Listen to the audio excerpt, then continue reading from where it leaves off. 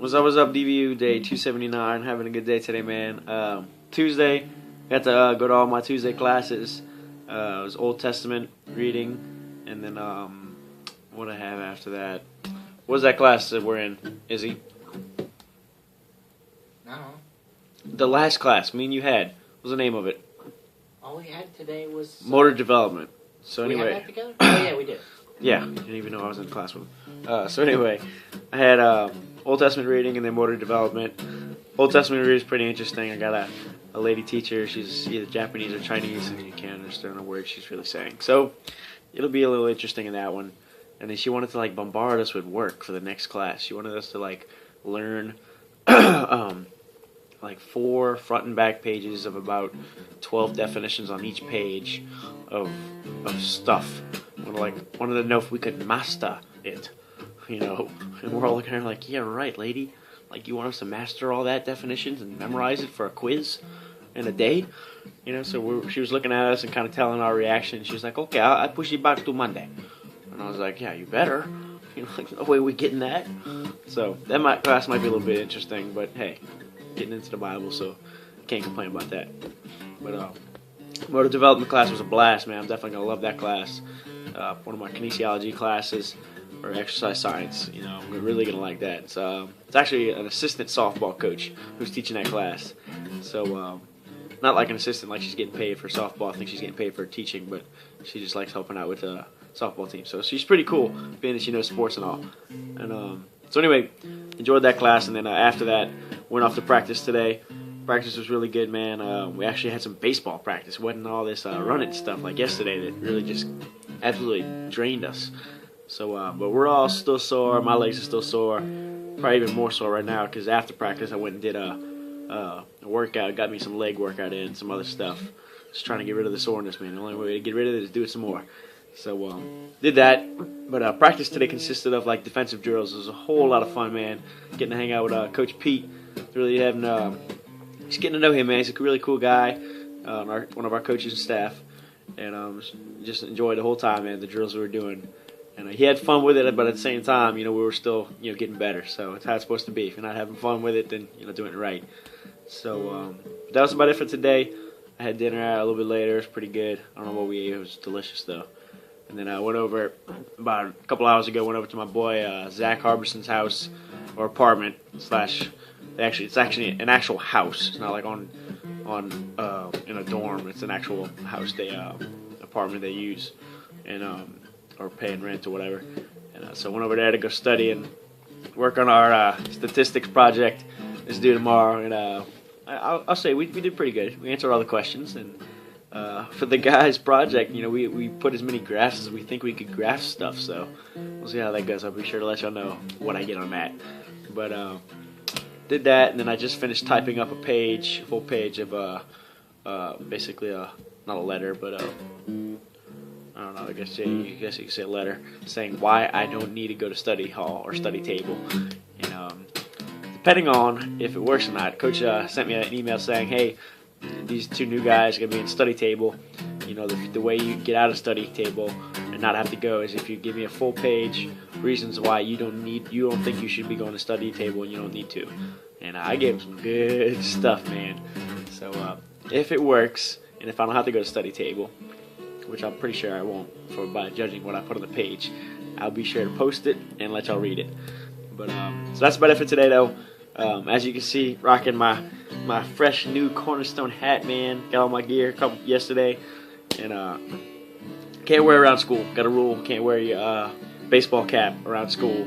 Can't wear any other of my fitted caps, like my Yankees hat and all that, but can't wear the game hats.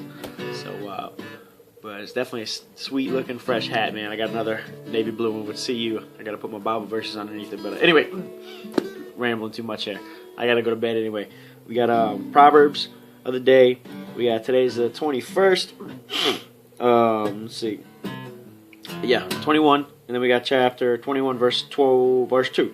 It says, all a man's ways seem right to him, but to the Lord he weighs the heart. The verse is talking about in our eyes, in man's eyes, all of our ways, we're going to see that it's right, that it's good. But it says, in God's eyes, he judges our heart. He doesn't judge what we think. He doesn't judge what others think of us. He doesn't judge what what we may think of ourselves. He judges our hearts, and it's such a good verse because no matter what man may tell you, whether it's a guy saying you're not good enough, or even a girl saying you're not, you don't look good enough, or you're not this, you're not that. It doesn't matter what God, what man says. It matters what God says. He judges your heart, and that can go the good way, and then it can also go in a bad way, man. If you're living out saying, "Oh, I just want to do this, I want to do that, it's okay," if I think it's okay, it's okay. Well, it may not be, man, because God's judging your heart, and if He's judging your heart, and in your heart it's not okay, then if in God's eyes, if it's not okay, then you're not going down the right path. So, really like that verse. It's kind of a cool little short one. That's what I like about all the Proverbs of the day we do, man. The Proverbs are quick, short, cool little inspirational stuff. But anyway, verse actually I want to read today, or verse is Romans chapter 12, verses 9 through 14. Some good stuff here. Really enjoyed reading this little segment. The title of this little portion is called Love. And so anyway, it's going to be talking about that. It says, "Love must be sincere.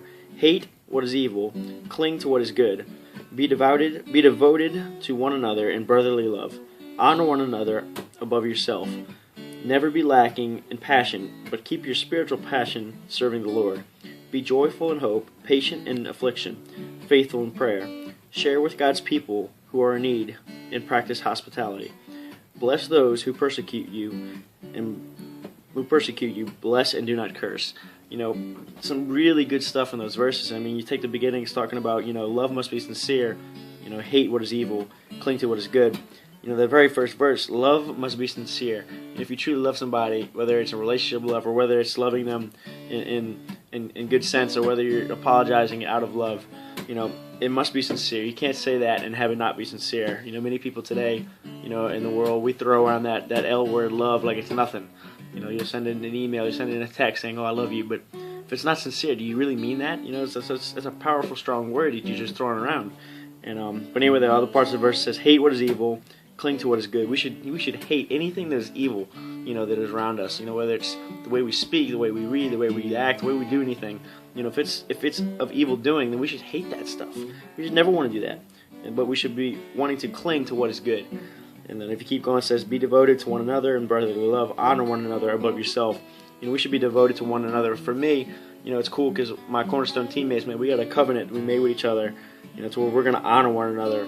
We're going to treat one another with respect, and we're going to think highly of one another over ourselves. It's in our covenant. And so it's pretty cool, because you get to act that out, and you get to really carry that out day to day. My other teams I've been on hasn't been like that. So this is really such a treat and a gift that I get to be around teammates who are loving me, more than themselves, and that way I can get to do the same. And then you keep going in the verse. It says, "Never be lacking in passion." Actually says the word zeal. I looked that up. It's pretty much the word passion. It says, "Never be lacking in passion, but keep your spiritual passion serving the Lord." You can be passionate about something, right? For me, I'm passionate about baseball. For you, maybe your job, whatever you're doing. Never lack in that, right? But at the same time, never let your spiritual passion, go away from serving the Lord. It should be stronger passion that we have serving God than it is, for whatever else we're doing. And keep going. It says, "Be joyful in hope, patient in affliction, faithful in prayer." We should be joyful in the hope that we have in God. The hope that He gives us to eternal life. It says also, patient in affliction.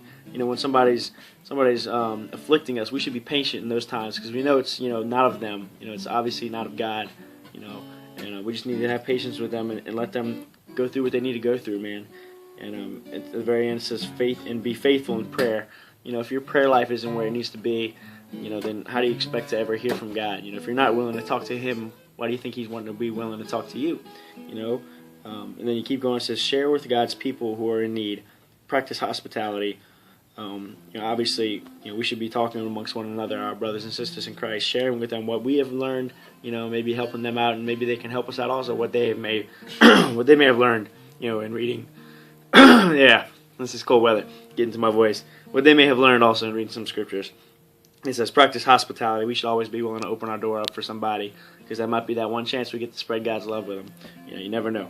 And then the last verse, it says, "Bless those who persecute you. Bless and do not curse."